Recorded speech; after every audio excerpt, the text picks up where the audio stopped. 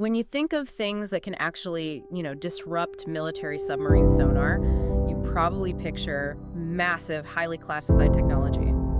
Or maybe like giant deep-sea leviathans. Right, yeah, like tons of steel and sophisticated electronics, or, I don't know, at least a creature the size of a school bus. Exactly. But then you look at the source of the disruption, and it's not a submarine at all. It's actually a shrimp, like a crustacean just a few inches long. So, okay, let's unpack this. We are talking about the pistol shrimp. Yeah, it's an incredible little creature. It really is. Our mission today in this deep dive is to figure out how this tiny reef dweller weaponizes fluid dynamics. And, well, why it relies on a bizarre friendship to actually survive. We are pulling from a scuba.com biological guide, an epic science article, and a recent computational fluid dynamics study. Right, because to survive in such a hostile reef environment, the shrimp has evolved this oversized claw that basically functions as a highly specialized pressure cannon. And the trigger pull is just absurd. Like, it snaps its claw shut in just 15 microseconds. Which is, just incomprehensibly fast. Yeah. Shooting a jet of water at up to 71 miles per hour, it's not like, water draining from a bathtub. It's more like pulling the plug on a bathtub, but on absolute hyperdrive. Exactly. The water is being ripped out of the way so violently that it leaves a hollow cavity behind. So you get this high-speed, ring-shaped vapor bubble, which is called a toroidal cavitation bubble. Right. And this is where that computational fluid dynamics study gets really specific, because that 71 mile per hour jet creates a massive pressure drop of around 200,000 pascals inside the vortex. Wait, hang on. If it's just moving water really fast, how does that actually turn into vapor? I mean, water doesn't just boil because it's moving, right? You don't boil water by stirring it. Well, what's fascinating here is that boiling isn't just about temperature. It's actually about pressure, too. Oh, okay. Yeah, so that extreme depressurization literally tears the liquid water apart into vapor. And when that bubble inevitably collapses, it generates 218 decibels. Which is just insane. That is louder than a gunshot. Much louder, yeah. In the entire ocean, I think the only sound louder is the sperm whale.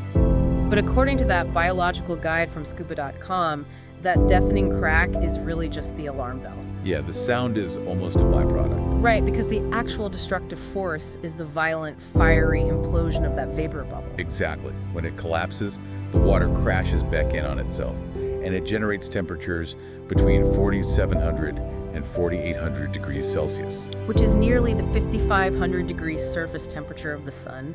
That's just wild to me. It really is mind-boggling. It's a brief flash of light, which is this phenomenon called sonoluminescence. Wow. Yeah, the rapid compression of the gas inside that collapsing bubble generates so much localized energy that it actually releases photons. All of this happens alongside a pressure pulse of 80 bars. Okay, to put that in perspective for you listening, that is equivalent to having 80 times the normal atmospheric pressure just crash down on you in a fraction of a second. It completely stuns or kills their prey. But wait, I need to push back on this a little bit. If it's generating literally sun-level heat, why doesn't the shrimp just instantly cook itself? Well, it really comes down to scale and time. That extreme heat is entirely microscopic, and it only lasts for microseconds. Oh, so it's just too fast to do damage. Exactly.